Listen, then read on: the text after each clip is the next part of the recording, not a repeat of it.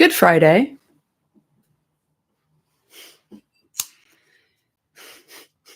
What do you mean? Do you mean that it is a Good Friday?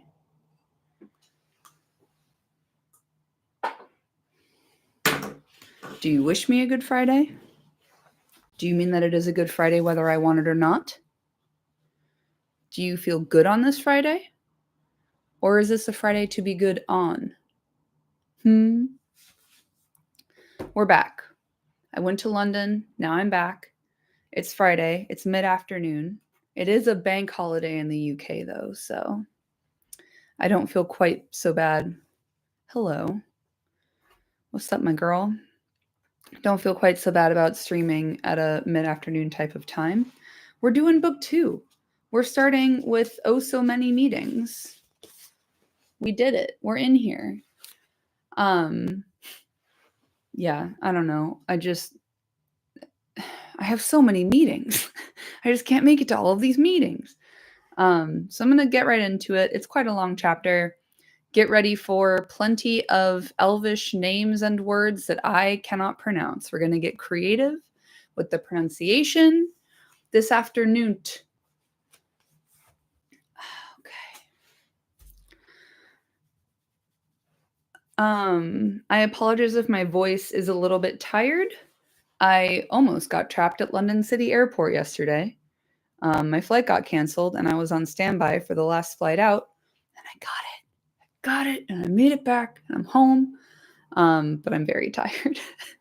And I fully thought I was going to die at London City Airport for like a full 3 hours yesterday. So without further ado, Fellowship of the Ring, Book 2, Chapter 1, Many Meetings. Frodo woke and found himself lying in bed. At first, he thought that he had slept late after a long, unpleasant dream that still hovered on the edge of memory. Or perhaps he'd been ill? But the ceiling looked strange. It was flat, and it had dark beams richly carved. He lay a little while longer, looking at patches of sunlight on the wall and listening to the sound of a waterfall. "Where am I? And what is the time?" he said aloud to the ceiling. "In the house of Elrond, and it is 10 o'clock in the morning," said a voice. "It is the morning of October the 24th, if you want to know." "Gandalf," said Frodo, sitting up. There was the old wizard sitting in a chair by the open window. "Yes," he said, "I am here. And you are lucky to be here too, after all the absurd things you've done since you left home." Frodo lay down again. He felt too comfortable and peaceful to argue, and in any case he did not think he would get the better of an argument. He was fully awake now, and the memory of his journey was returning. The disastrous shortcut through the old forest, the accident at the Prancing Pony, and his madness in putting on the ring in the dell under Weathertop. While he was thinking of all these things and trying in vain to bring his memory down to his arriving in Rivendell, there was a long silence, broken only by the soft puffs of Gandalf's pipe as he blew white smoke rings out the window. "Where's Sam?" Frodo asked at length. "And are the others all right?" "Yes, they are all safe and sound," answered Gandalf. "Sam was here until I sent him off to get some rest about half an hour ago." "What happened at the ford?" said Frodo. "It all seemed so dim somehow, and it still does." "Yes, it would. You were beginning to fade," answered Gandalf. "The wound was overcoming you at last. A few more hours and you would have been beyond our aid. But you have some strength in you, my dear hobbit, as you showed in the barrow. That was touch and go, perhaps the most dangerous moment of all. I wish you could have held out at Weathertop." Just really quick, chat is saying we need you to wear a Middle-earth style beard when reading to us. I do not do things by half measures. If I'm going to wear a beard, I'm going to wear a hat, and I'm going to have eyebrows on, and I'm going to have the entire cloak and the whole situation, and I'm going to have the pipe. Hold your horses. "You seem to know a great deal already," said Frodo. "I have not spoken to the others about the barrow. At first it was too horrible, and afterward there were other things to think about. How do you know about it?" "You have talked long in your sleep, Frodo," said Gandalf gently, "and it has not been hard for me to read your mind and memory. Do not worry. Though I said absurd just now, I did not mean it. I think well of you and of the others. It is no small feat to have come so far and through such dangers, still bearing the ring. We should never have done it without Strider, said Frodo. But we needed you. I did not know what to do without you. I was delayed, said Gandalf, and that nearly proved our ruin. And yet I am not sure. It may have been better so. I wish you would tell me what happened. All in good time. You are not supposed to talk or worry about anything today, by Elrond's orders. But talking would stop me thinking and wondering, which are quite as tiring, said Frodo. I am wide awake now, and I remember so many things that want explaining. Why were you delayed? You ought to tell me that at least. You will soon hear all you wish to know, said Gandalf. We shall have a council as soon as you are well enough. At the moment, I will only say that I was held captive. You? Cried Frodo. Yes, I, Gandalf the Grey, said the wizard solemnly. There are many powers in the world, for good or for evil. Some are greater than I am. Against some I have not yet been measured, but my time is coming. The Morgul Lord and his black riders have come forth. War is preparing. Then you knew of the riders already, before I met them? Yes, I knew of them. Indeed, I spoke of them once to you, for the Black Riders are the Ringwraiths, the 9 servants of the Lord of the Rings. He said it. He said the name of the thing. But I did not know that they had arisen again, or I should have fled with you at once. I heard news of them only after I left you in June, but that story must wait. For the moment, we have been saved from disaster by Aragorn. Yes, said Frodo, it was Strider that saved us. Yet I was afraid of him at first. Sam never quite trusted him, I think, not at any rate until we met Glorfindel. Gandalf smiled. I have heard all about Sam, he said. He has no more doubts now. I am glad, said Frodo, for I have become very fond of Strider. Well, fond is not the right word. I mean, he is dear to me, though he is strange and grim at times. In fact, he reminds me often of you. I didn't know that any of the big people were like that. I thought, well, that they were just big and rather stupid, kind and stupid like Butterbur, or stupid and wicked like Bill Ferny. But then we don't know much about men in the Shire, except perhaps the Brelanders. All right. If we must. You don't know much even about them, if you think old Barlaman is stupid, said Gandalf. He is wise enough on his own ground. He thinks less than he talks, and slower, yet he can see through a brick wall in time, as they say in Bree. But there are a few left in Middle-earth like Aragorn, son of Arathorn.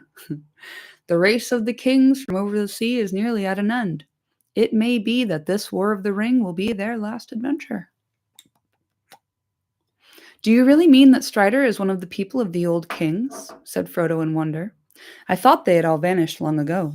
I thought he was only a ranger.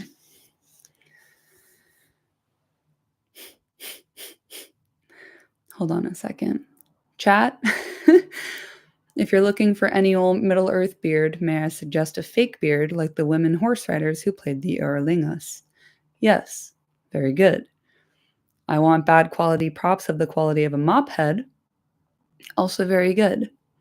But I did buy a pretty good beard and wig for my Gandalf cosplay.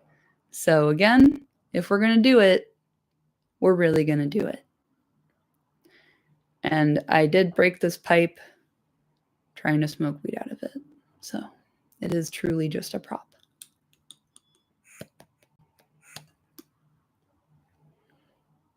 Back to the text, I think. Only a ranger, cried Gandalf. My dear Frodo, that is just what the rangers are. The last remnant in the north of the great people, the men of the west. They have helped me before. Hang on a second. Someone's at my door. Oh my god. One sec.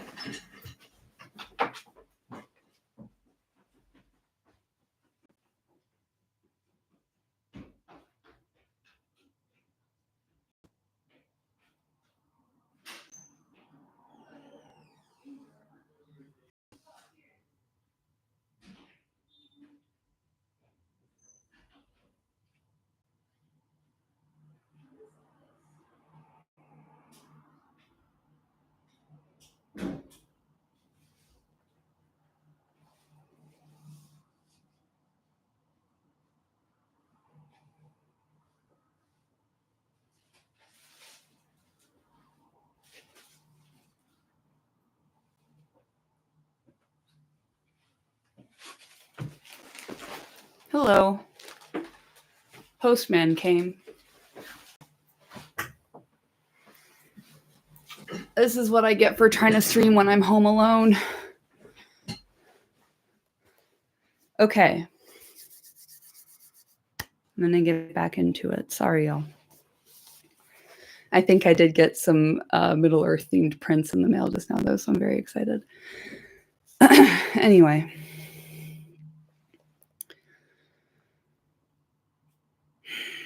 Only a ranger, cried Gandalf. My dear Frodo, that is just what the rangers are, the last remnant in the north of the great people, the men of the west. They have helped me before, and I shall need their help in the days to come, for we have reached Rivendell, but the ring is not yet at rest. I suppose not, said Frodo, but so far my only thought has been to get here, and I hope I shan't have to go any further. It is very pleasant just to rest.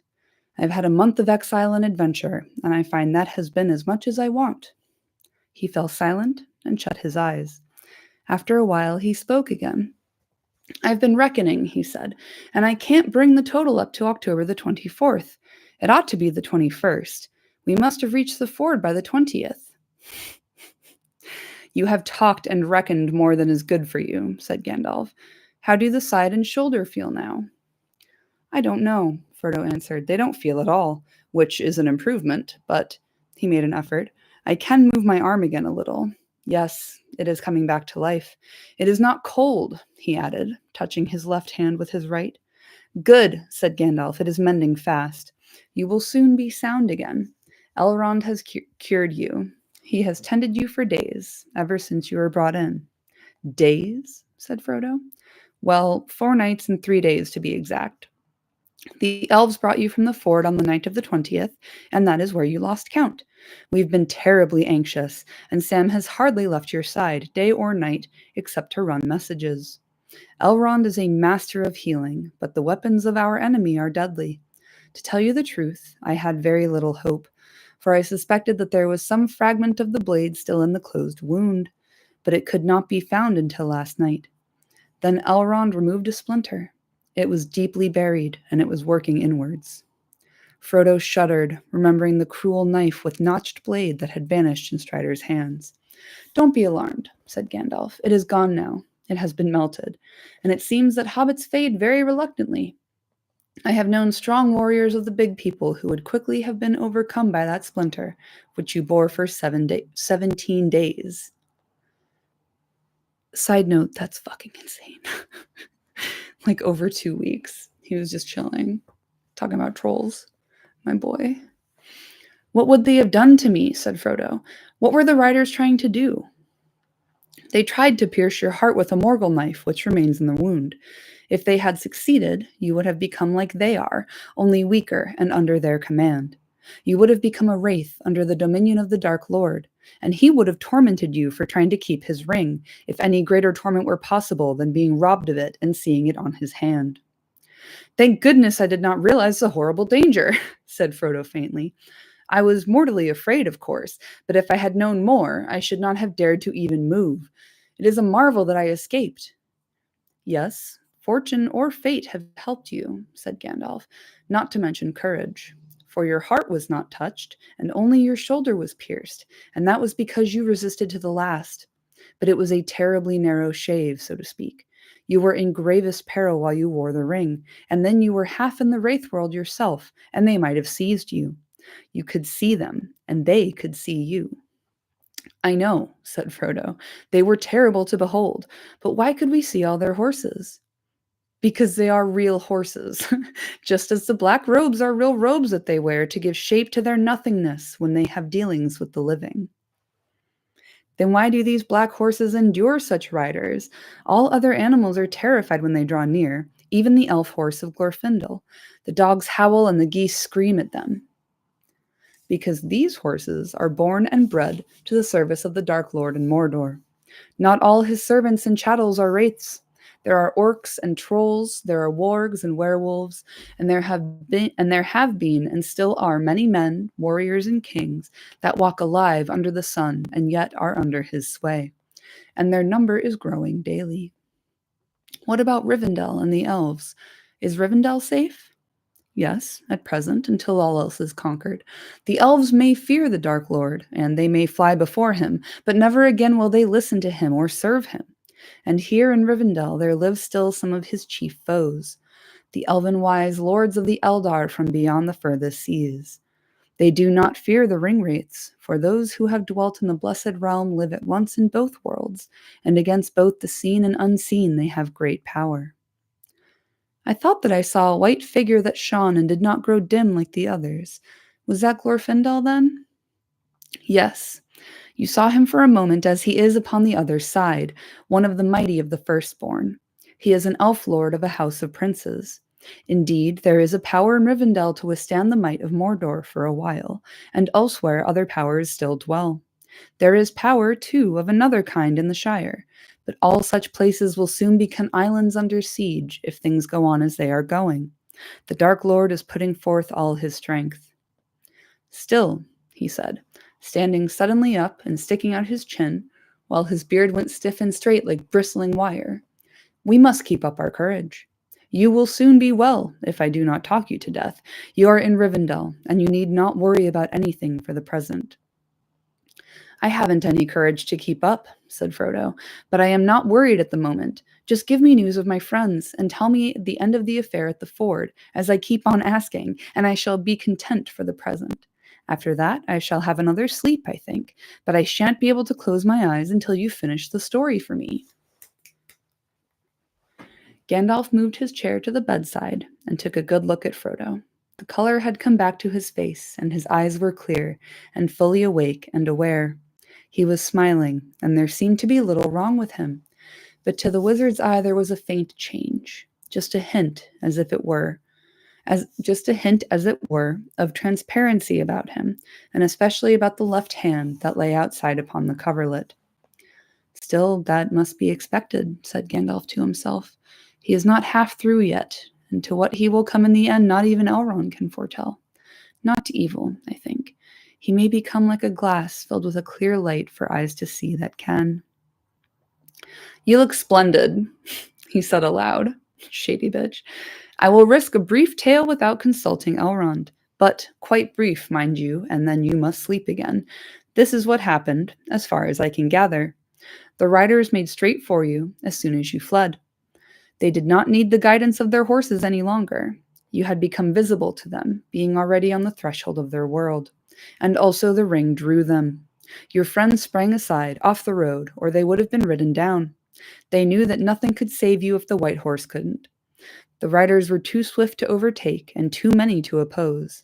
On foot, even Glorfindel and Aragorn together could not withstand all the 9 at once. When the ring race swept by, your friends ran up behind. Close to the ford there is a small hollow beside the road masked by a few stunted trees. There they hastily kindled fire, for Glorfindel knew that a flood would come down if the riders tried to cross, and then he would have to deal with any that were left on his side of the river.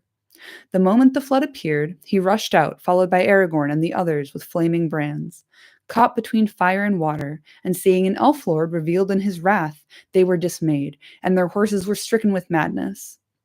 3 were carried away by the first assault of the flood. The others were now hurled into the water by their horses and overwhelmed. And is that the end of the Black Riders? Asked Frodo. No, said Gandalf. Their horses must have perished, and without them they are crippled.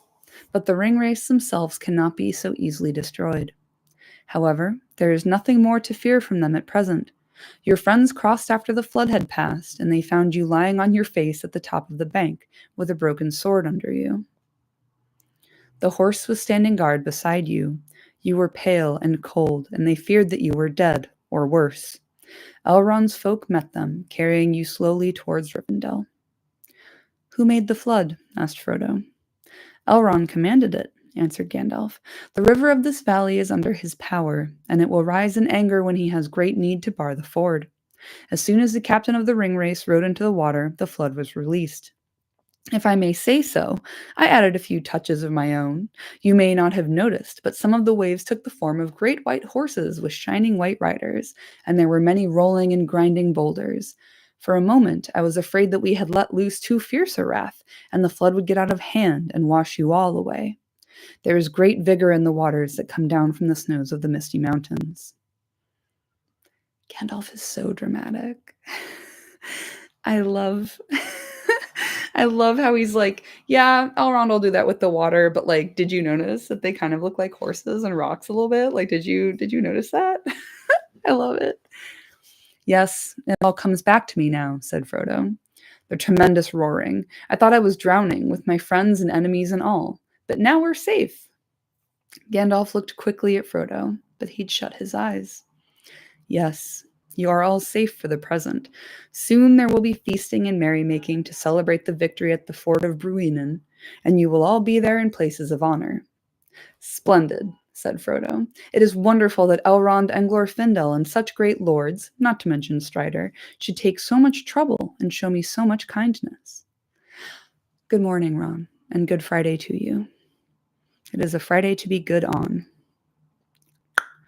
Well, there are many reasons why they should, said Gandalf, smiling. I am one good reason. The ring is another. And you are the ring bearer. You are the heir of Bilbo, the ring finder. Dear Bilbo, said Frodo sleepily, I wonder where he is. I wish he was here and could hear all about it. It would have made him laugh. The cow jumped over the moon, and the poor old troll. With that, he fell fast asleep. I'm going to put this away.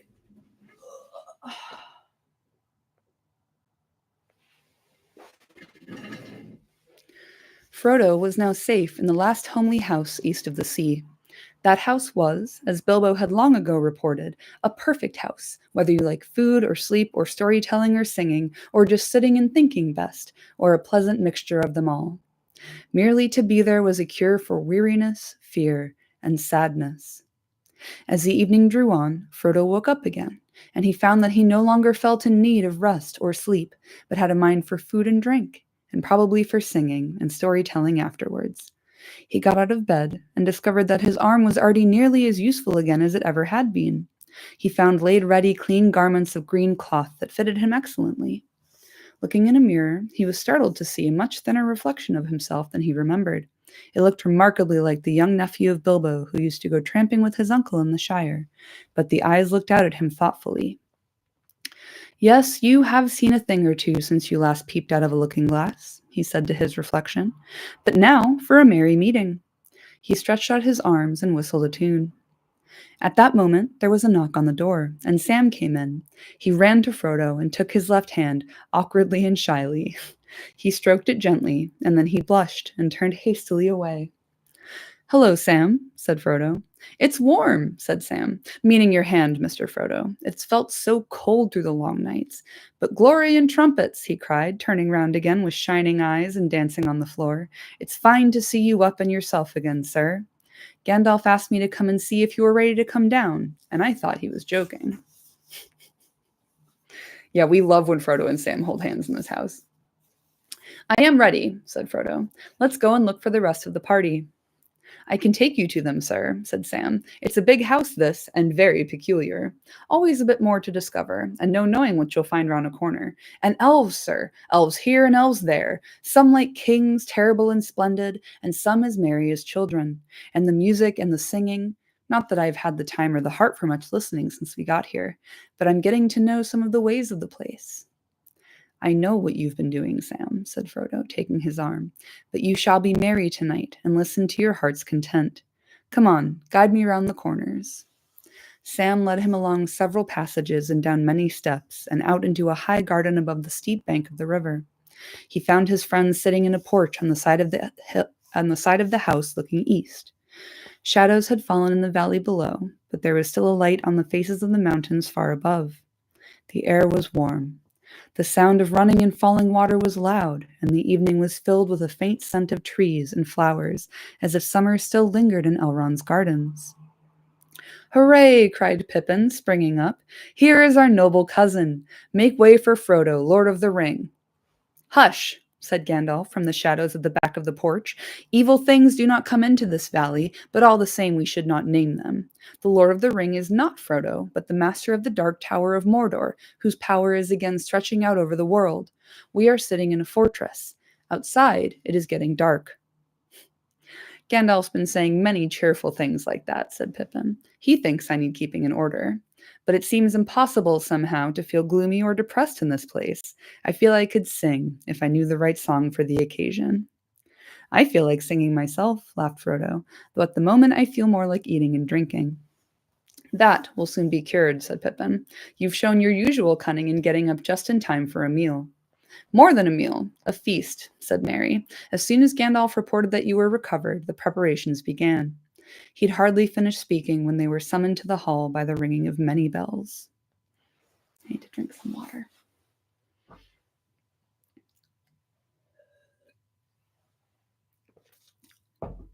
I just absolutely love Gandalf telling Frodo, like, you're a Rivendell dog, you can relax, don't worry about it, everything's cool here.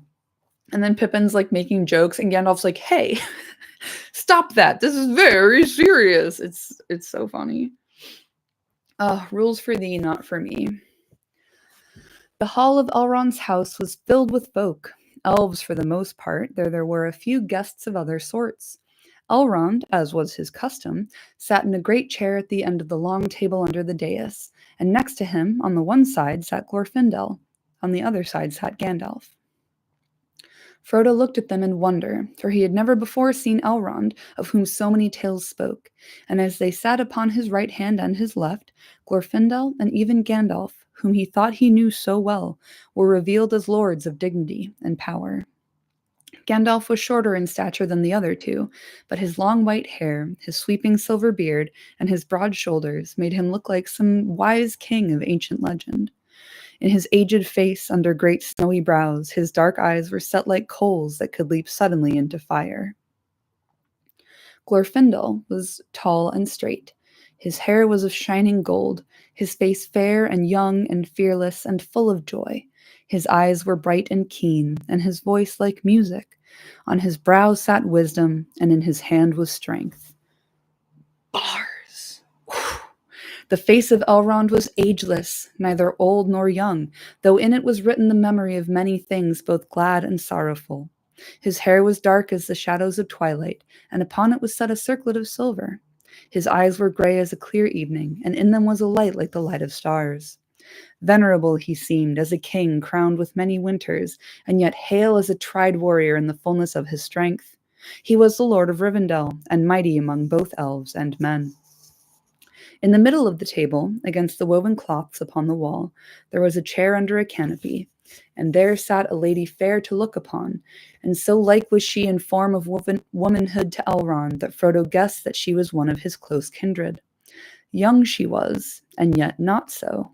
The braids of her dark hair were touched by no frost. Her white arms and clear face were flawless and smooth, and the light of stars was in her bright eyes, gray as a cloudless night. Yet queenly she looked, and thought and knowledge were in her glance, as of one who has known many things that the years bring. Above her brow her head was covered with a cap of silver lace netted with small gems, glittering white, but her soft gray raiment had no ornament save a girdle of leaves wrought in silver. So it was that Frodo saw her whom few mortals had yet seen. Oh, let me take that again. So it was that Frodo saw her whom few mortals had yet seen. Not any better. Arwen, daughter of Elrond, in whom it was said that the likeness of Luthien had come on earth again, and she was called Undomiel, for she was the even star of her people. Chat says grammar crimes. I cannot but agree. Long she had been in the land of her mother's kin, in Lorien beyond the mountains, and was but lately returned to Rivendell to her father's house. But her brothers, Elladan and Elrohir, were out upon errantry, for they rode often far afield with the rangers of the north, forgetting never their mother's torment in the dens of the orcs. Such loveliness in living thing Frodo had never seen before, nor imagined in his mind, and he was both surprised and abashed. I've never had to say that word out loud before. To find that he had a seat at Elrond's table among all these folk so high and fair. Though he had a suitable chair and was raised upon several cushions, he felt very small and rather out of place. But that feeling quickly passed. The feast was merry, and the food all that his hunger could desire. It was some time before he looked about him again, or even turned to his neighbors. He looked first for his friends. Sam had begged to be allowed to wait on his master, but had been told that for this time he was a guest of honor. Frodo could see him now, sitting with Pippin and Merry at the upper end of one of the side tables close to the dais. He could see no sign of Strider. Next to Frodo, on his right, sat a dwarf of important appearance, richly dressed. His beard, very long and forked, was white, nearly as white as the snow-white cloth of his garments. He wore a silver belt, and round his neck hung a chain of silver and diamonds. Frodo stopped eating to look at him. "Welcome and well met," said the dwarf, turning towards him. Then he actually rose from his seat and bowed. "Glowing at your service," he said, and bowed still lower. "Frodo Baggins at your service and your family's," said Frodo correctly, rising in surprise and scattering his cushions. "Am I right in guessing that you are the Glowin, one of the 12 companions of the great Thorin Oakenshield?" "Quite right," answered the dwarf, gathering up the cushions and courteously assisting Frodo back into his seat. "And I do not ask, for I have already been told that you are the kinsman and adopted heir of our friend Bilbo the Renowned. Allow me to congratulate you on your recovery." "Oh, thank you very much," said Frodo. "You've had some very strange adventures, I hear," said Glowing. "I wonder greatly what brings 4 hobbits on so long a journey. Nothing like it has happened since Bilbo came with us. But perhaps I should not inquire too closely, since Elrond and Gandalf do not seem disposed to talk of this." "I think we will not speak of it, at least not yet," said Frodo politely. He guessed that even in Elrond's house the matter of the ring was not one for casual talk, and in any case he wished to forget his troubles for a time. "But I am equally curious," he added, "to learn what brings so important a dwarf so far from the lonely mountain." Gloween looked at him. "If you have not heard, I think we will not speak yet of that either. Master Elrond will summon us all ere long, I believe, and then we shall all hear many things. But there is much else that may be told." Throughout the rest of the meal, they talked together, but Frodo listened more than he spoke, for the news of the Shire, apart from the ring, seemed small and far away and unimportant, while Gloween had much to tell of the events in the northern regions of Wilderland. Frodo learned that Grimbeorn, the Old, son of Beorn, was now the lord of many sturdy men, and to their land between the mountains and Mirkwood neither orc nor wolf dared to go. "Indeed," said Gloween, "if it were not for the Beornings, the passage from Dale to Rivendell would long ago have become impossible. They are valiant men, and keep open the High Pass and the Ford of Carrick. But their tolls are high," he added with a shake of his head, "and like Bjorn of old, they are not over fond of dwarves. Still, they are trusty, and that is much in these days.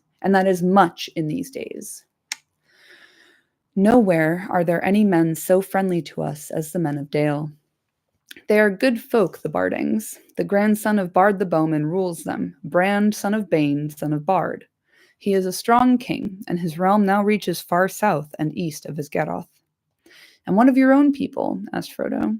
"There is much to tell, good and bad," said Gloween. "Yet it is mostly good. We have so far been fortunate that we do not escape the shadow of these times. If you really wish to hear of us, I will tell you tidings, gladly. But stop me when you're weary. Dwarves' tongues run on when speaking of their handiwork, they say." And with that, Gloween embarked on a long account of the doings of the Dwarf Kingdom. He was delighted to have found so polite a listener, for Frodo showed no sign of weariness and made no attempt to change the subject, though actually he soon got rather lost among the strange names of people and places that he had never heard of before. He was interested, however, to hear that Dain was still king under the mountain and was now old, having passed his 250th year, venerable and fabulously rich. Of the 10 companions who had survived the Battle of 5 Armies, 7 were still with him: Dwalin, Gloween, Dori Nori, Bifur, Bofer, and Bombur. Bombur was now so fat that he could not move himself from his couch to his chair at table, and it took 6 young dwarves to lift him. "Put that boy in a palanquin. What are we doing?" "And what has become of Balin, and Ori, and Owen?" asked Frodo. A shadow passed over Gloween's face. "We do not know," he answered. "It is largely on account of Balin that I have come to ask the advice of those that dwell in Rivendell. But tonight, let us speak of merrier things." Gloween began then to talk of the works of his people, telling Frodo about their great labors in Dale and under the mountain.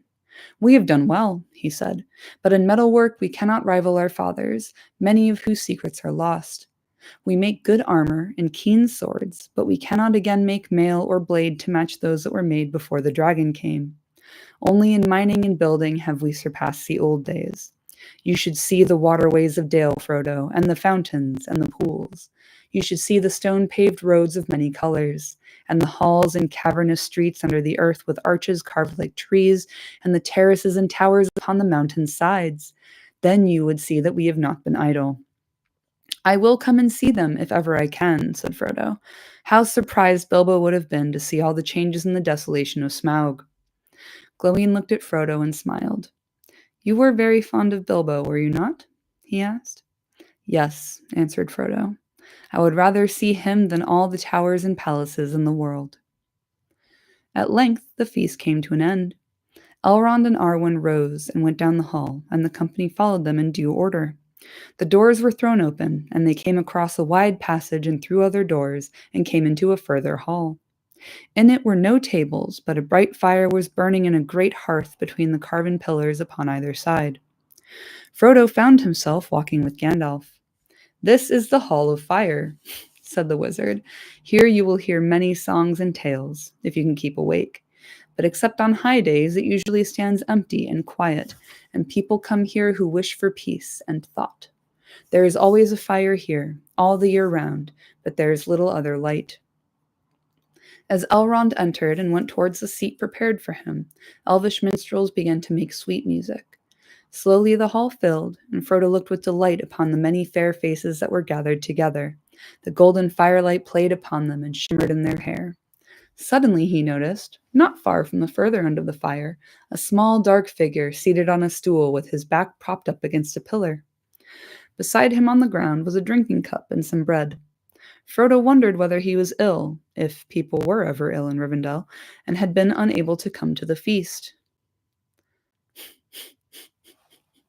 His head seemed sunk in sleep. His head seemed sunk in sleep on his breast, and a fold of his dark cloak was drawn over his face. Elrond went forward and stood beside the silent figure. "Awake, little master," he said with a smile. Then, turning to Frodo, he beckoned to him. "Now, at last, the hour has come that you have wished for, Frodo," he said. "Here is a friend that you've long missed." The dark figure raised its head and uncovered its face. "Bilbo!" cried Frodo with sudden recognition, and he sprang forward. "Hello, Frodo, my lad," said Bilbo. "So you've got here at last. I hoped you would manage it. Well, well, so all this feasting is in your honor, I hear. I hope you enjoyed yourself." "Why weren't you there?" cried Frodo. "And why haven't I been allowed to see you before?" "Because you were asleep. I've seen a good deal of you. I've sat by your side with Sam each day. But as for the feast, I don't go in for such things much now, and I had something else to do."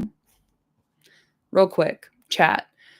No one can convince me Bilbo missed the feast because he knew a reveal in the Hall of Fire was more dramatic. True. And also, I don't go in for feasts much these days. I can't even make an exception for you, my sweet, sweet nephew boy. Bilbo? Do I detect a hint of jealousy here, my boy? It's not a good look on you, friend. Come on now. Frodo asks, "What else were you doing?" "Why, sitting and thinking. I do a lot of that nowadays, and this is the best place to do it in, as a rule." "Wake up, indeed," he said, cocking an eye at Elrond. There was a bright twinkle in it, and no sign of sleepiness that Frodo could see. "Wake up. I was not asleep, Master Elrond. If you want to know, you've all come out from your feast too soon, and you've disturbed me, in the middle of making up a song. I was stuck over a line or two, and was thinking about them, but now I don't suppose I shall ever get them right. There will be such a deal of singing that the ideas will be driven clean out of my head. I shall have to get my friend the Dunedain to help me. Where is he?" And yeah, again, like, Bilbo has a flair for the dramatic, and he has main character syndrome bad. There's a whole book about him called The Hobbit, so I guess he's not at fault here. We did this to him, but like, goddamn, dude. I was too busy sitting and thinking to come to your celebratory feast, Frodo. Dick move. Elrond laughed. He shall be found, he said. Then you two shall go into a corner and finish your task, and we will hear it and judge it before we end our merrymaking. Messengers were sent to find Bilbo's friend, though none knew where he was or why he had not been present at the feast. In the meanwhile, Frodo and Bilbo sat side by side, and Sam came quickly and placed himself near them. Interloper. They talked together in soft voices, oblivious of the mirth and music in the hall about them. Bilbo had not much to say of himself. When he'd left Hobbiton, he'd wandered off aimlessly, along the road or in the country on either side, but somehow he'd steered all the time towards Rivendell. I got here without much adventure, and after a rest I went on with the dwarves to Dale, my last journey. I shan't travel again. Old Balin had gone away. Then I came back here, and here I've been. I've done this and that. I've written some more of my book. And, of course, I made up a few songs. They sing them occasionally, just to please me, I think, for of course they aren't really good enough for Rivendell. And I listen, and I think. Time doesn't seem to pass here. It just is. A remarkable place altogether. I hear all kinds of news from over the mountains and out of the south, but hardly anything from the Shire. I heard about the ring, of course. Gandalf has been here often. Not that he's told me a great deal. He's become closer than ever these last few years. The Dunedain has told me more. Fancy that ring of mine causing such a disturbance. It is a pity that Gandalf did not find out more sooner. I could have brought the ring here myself long ago, without so much trouble. I could have done it better. Shut up, Bilbo. It's your fault. I have thought several times of going back to Hobbiton for it, but I'm getting old, and they would not let me. Gandalf and Elrond, I mean. They seemed to think that the enemy was looking high and low for me, and would make mincemeat of me if they caught me tottering about in the wild. And Gandalf said, "The ring is passed on, Bilbo. It would do no good to you or to others if you tried to meddle with it again." Odd sort of remark, just like Gandalf. But he said he was looking after you, so I let things be. I'm frightfully glad to see you safe and sound. He paused and looked at Frodo doubtfully. "Have you got it here?" he asked in a whisper. I can't help feeling curious, you know, after all I've heard. I should very much like to just peep at it again. "Yes, I've got it," answered Frodo, feeling a strange reluctance. "It looks just the same as it ever did." "Well, I should just like to see it for a moment," said Bilbo. When he had dressed, Frodo found that while he slept, the ring had been hung about his neck on a new chain, light but strong. Slowly, he drew it out. Bilbo put out his hand, but Frodo quickly drew back the ring. To his distress and amazement, he found that he was no longer looking at Bilbo. A shadow seemed to have fallen between them, and through it he found himself eyeing a little wrinkled creature with a hungry face and bony, groping hands. He felt a desire to strike him. The music and singing round them seemed to falter, and a silence fell. Bilbo looked quickly at Frodo's face and passed his hand across his eyes. "I understand now," he said. "Put it away. I am sorry. Sorry you've come in for this burden. Sorry about everything. Don't adventures ever have an end? I suppose not. Someone else always has to carry on the story. Well, it can't be helped. I wonder if it's any good trying to finish my book? But let's worry about that now. Let's have some real news. Tell me all about the Shire."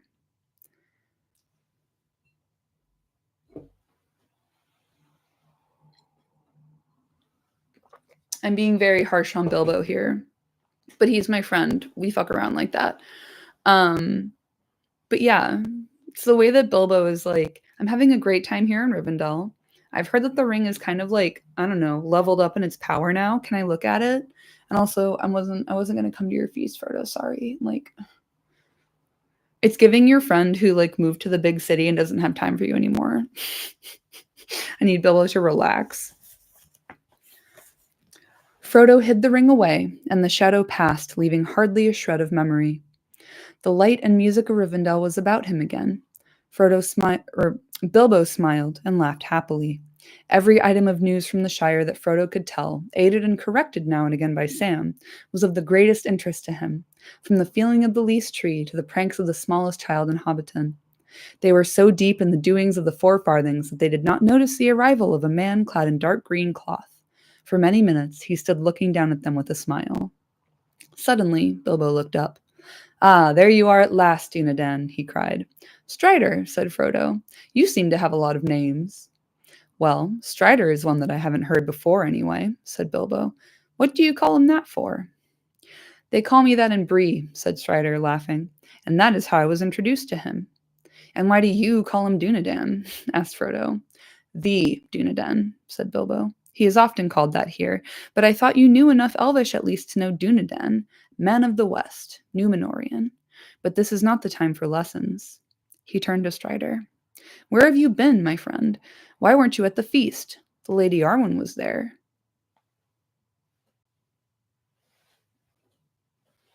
Is it just me, or is the pot calling the kettle black? Strider looked down at Bilbo gravely. I know, he said, but often I must put mirth aside. Elladan and Elrohir have returned out of the wild unlooked for, and they had tidings that I wished to hear at once. Well, my dear fellow, said Bilbo, now you've heard the news. Can't you spare me a moment? I want your help in something urgent. Elrond says this song of mine is to be finished before the end of the evening, and I am stuck. Let's go off into a corner and polish it up. Strider smiled. Come then, he said, let me hear it. I know everyone's doing like delightful, good-hearted ribbing and stuff. I still think Bilbo needs an attitude adjustment big time. Oh, you wanted to hear news of faraway lands? Well, I need help with my song.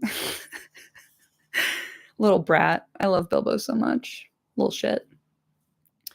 Frodo was left to himself for a while, for Sam had fallen asleep.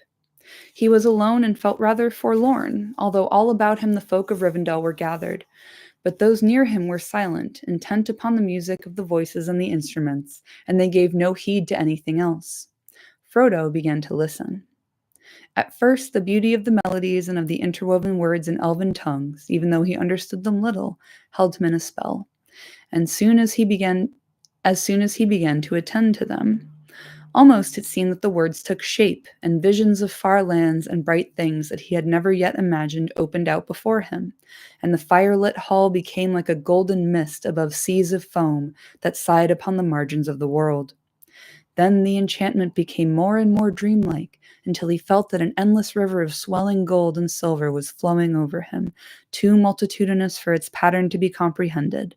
It became part of the throbbing air about him, and it drenched and drowned him. Swiftly he sank under its shining weight into a deep realm of sleep.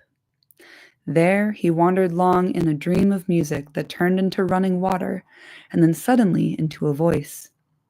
It seemed to be the voice of Bilbo chanting verses, faint at first, and then clearer ran the words. Eärendil was a mariner that tarried in Arvernian. He built a boat of timber felled in Nimbrathil to journey in. Her sails he wove of silver fair, of silver were her lanterns made, her prow was fashioned like a swan, and light upon her banners laid. In panoply of ancient kings, in chained rings he armored him. His shining shield was scored with runes to ward all wounds and harm from him. His bow was made of dragon horn, his arrows shorn of ebony.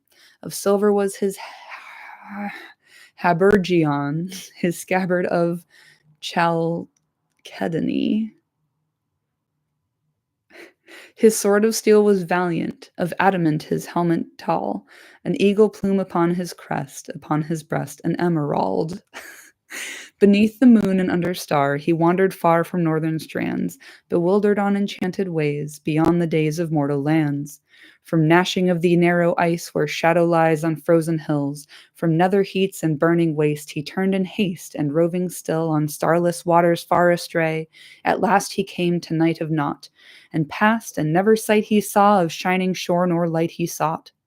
The winds of wrath came driving him, and blindly in the foam he fled from west to east, and errandless, unheralded, he homeward sped. There flying Elwing came to him, and flame was in the darkness lit, more bright than light of diamond, the fire upon her carcanet. The Silmaril she bound on him, and crowned him with the living light, and dauntless then with burning brow he turned his prow. And in the night from otherworld beyond the sea there strong and free a storm arose, a wind of power in Tarmanel, by paths that seldom mortal goes. His boat it bore with biting breath, as might of death across the grey and long-forsaken seas distressed. From east to west he passed away. Through evernight he back was borne on black and roaring waves that ran o'er leagues unlit and foundered shores that drowned before the days began, until he heard on strands of pearl where ends the world the music long, where ever foaming billows roll the yellow gold and jewels wan. He saw the mountains silent rise, where twilight lies upon the knees of Valinor, and Eldamar beheld afar beyond the seas. A wanderer, escaped from night to haven white, he came at last to Elven home, the green and fair, where keen the air, where pale as glass beneath the hill of Ilmarin, a glimmer in a valley sheer, the lamplit towers of Tirion are mirrored on the Shadowmere. He tarried there from errantry, and melodies they taught to him, and sages old him marvels told, and harps of gold they brought to him.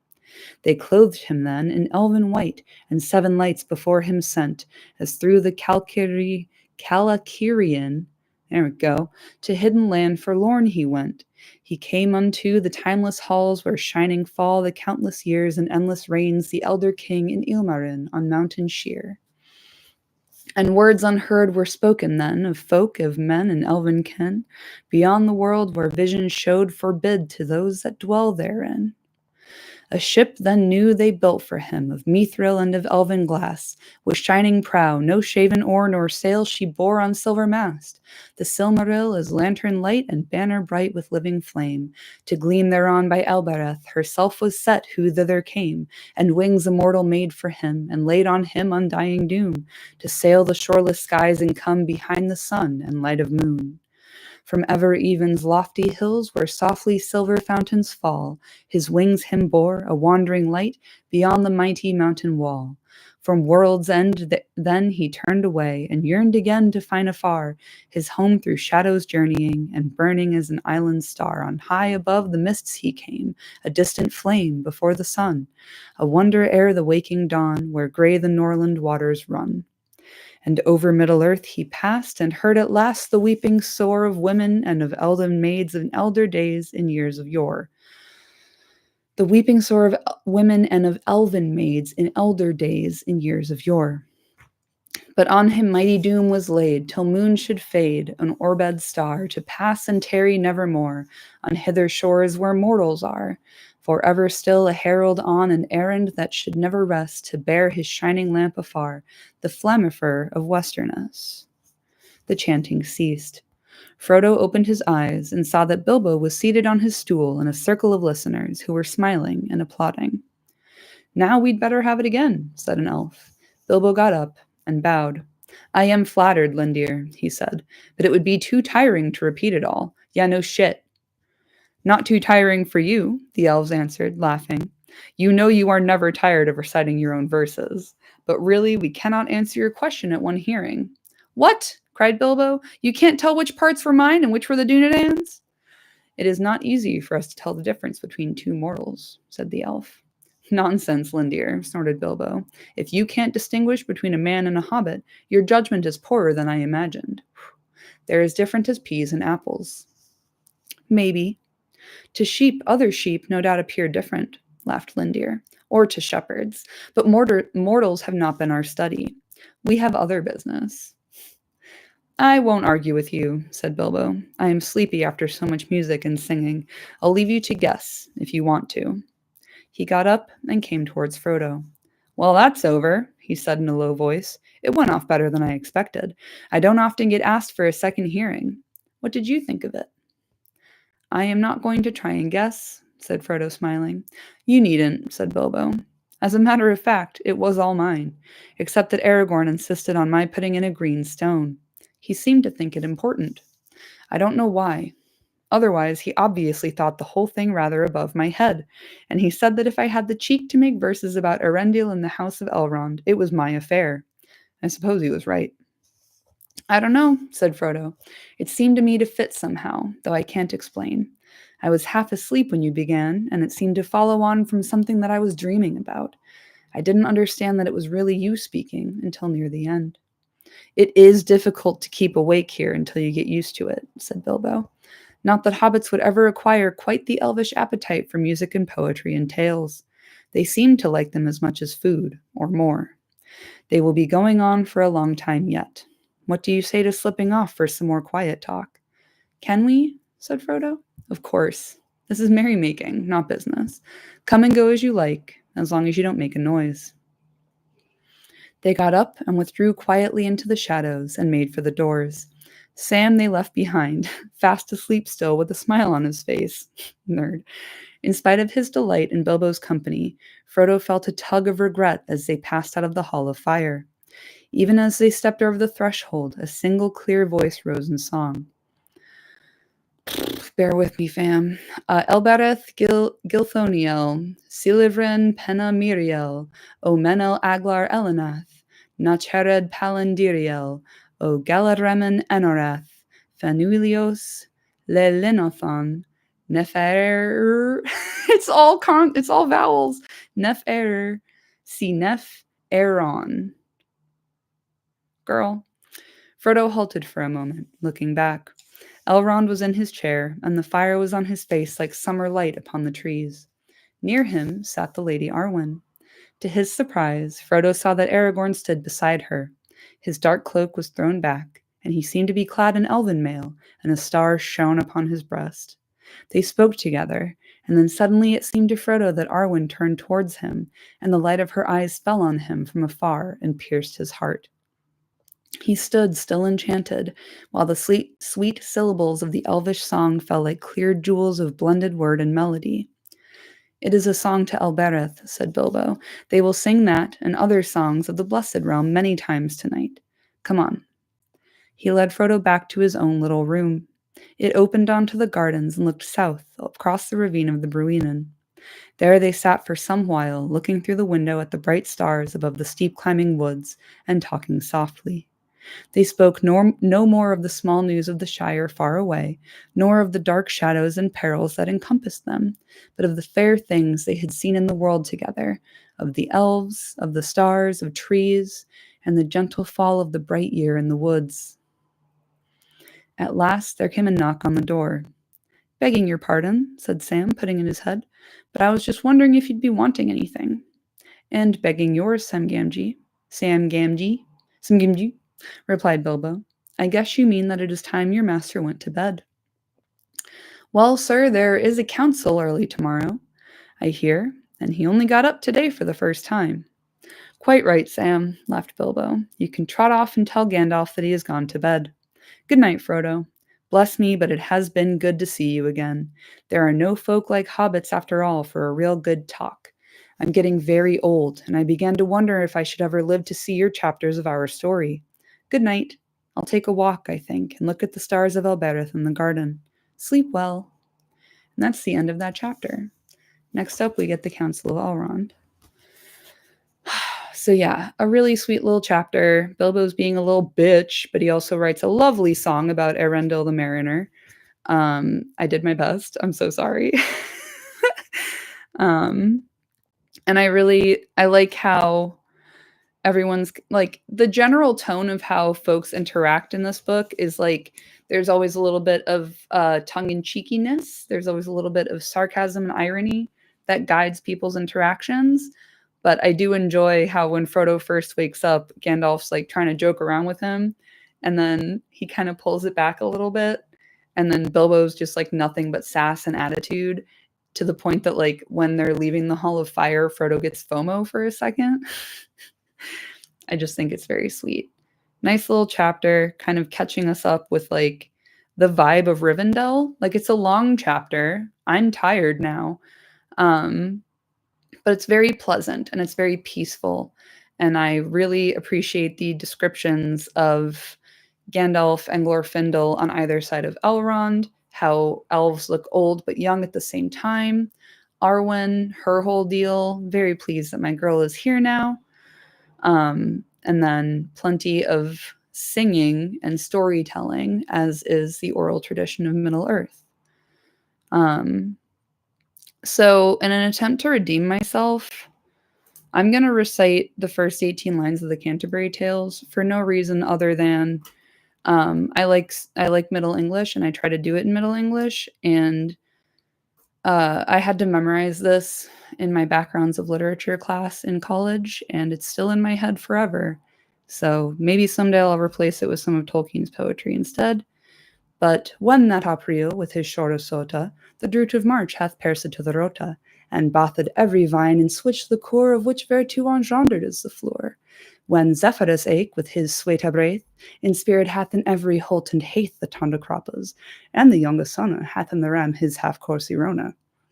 And smalle fowls make in melodia, then sleepen all the neat with open ear. So pricketh him nature in her courages, then longen folk to go on pilgrimages, and palmeras for to saken strange strondas, to fun a Halways couth in sundry londas, and specially from every shirazenda of Engeland to Canterbury they wenda, the holy blissful martyr for to seka, that him hath holpen when that they were seka. I can recite verse, y'all, I promise. I just can't speak Elvish very well. So yeah, I'll be back next week at a more regular time after work on Tuesday or Wednesday, likely. Maybe Thursday. We'll see. We'll do the whole fucking Council of Elrond. And then we'll be on our merry way. Yeah, after this, everyone starts to have pretty bad days in pretty rapid succession. So I'm looking forward to the forming and then the splintering of the fellowship and going onward from there. It's really going to start ramping up pace-wise and action-wise after this. So let's enjoy our time in the last homely house east of the sea. Let's enjoy our long weekend, shall we? And I will see you next week. Thank you again for being here and for your patience while I had to check the post. And yeah, I'll see y'all next week. Thank you again. And happy Good Friday, I suppose. Be good on this Friday and see you soon. Toodaloo.